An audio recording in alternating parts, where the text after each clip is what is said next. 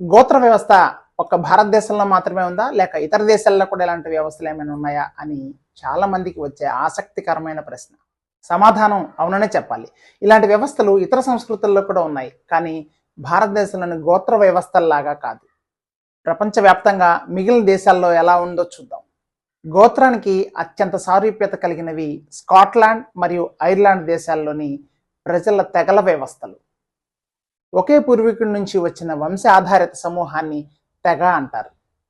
ఉదాహరణకు మెక్డొనాల్డ్ తెగ, క్యాంప్బెల్ తెగల లాంటివి. వీరు దగ్గర తెగల వివాహాలు చేయడాన్ని ప్రోత్సహించేవారు కాదు. ఈరోజు కూడా ఆ తెగల పేర్లు ఇంటి పేర్లుగా కొనసాగుతున్నాయి. అదేవిధంగా ఆఫ్రికాలోని అనేక తెగల్లో ఇప్పటికీ తెగల ఆధారిత వంశ వ్యవస్థలు బలంగా ఉన్నాయి.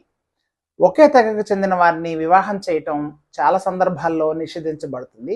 ఎందుకంటే ఆఫ్రికాలో తెగ అనేది వ్యక్తి యొక్క గుర్తింపు, సామాజిక బాధ్యతలు, వివాహ అర్హతలను నిర్ణయిస్తుంది.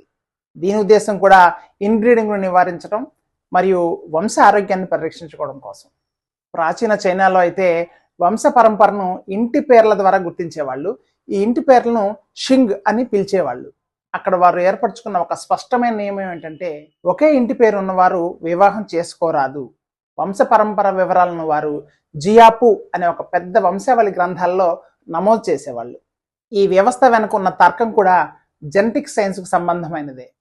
మిడిల్ ఈస్ట్ దేశాల్లోని అనేక సమాజాల్లో వ్యక్తి యొక్క గుర్తింపు, తెగ మరియు రక్త సంబంధ పరంపరతో బలంగా ఉంటుంది. ఎండోగమి అంటే తెగల్లోని వివాహాలు చేయటం ఇక్కడ చాలా కాలంగా సాధారణంగా ఉండేది. ఈ విధమైన వివాహ పద్ధతి వల్ల కొన్ని ప్రాంతాల్లో జన్యు సంబంధిత వ్యాధులు అధికంగా ఏర్పడటానికి కారణమైంది. యూరోప్లో అయితే గోత్రం లాంటి ఆచారబద్ధ వంశ వ్యవస్థలు లేవు, కానీ దానికి బదులు అక్కడ సమాజాల్లో దగ్గర బంధువుల మధ్య వివాహాలపై చట్టపరమైన నిషేధాలు ఉన్నాయి. జెనెటిక్ కౌన్సిలింగ్, మెడికల్ స్క్రీనింగ్ లాంటివి కూడా చేస్తూ ఉంటారు. సంప్రదాయానికి బదులుగా సైన్స్ వచ్చింది.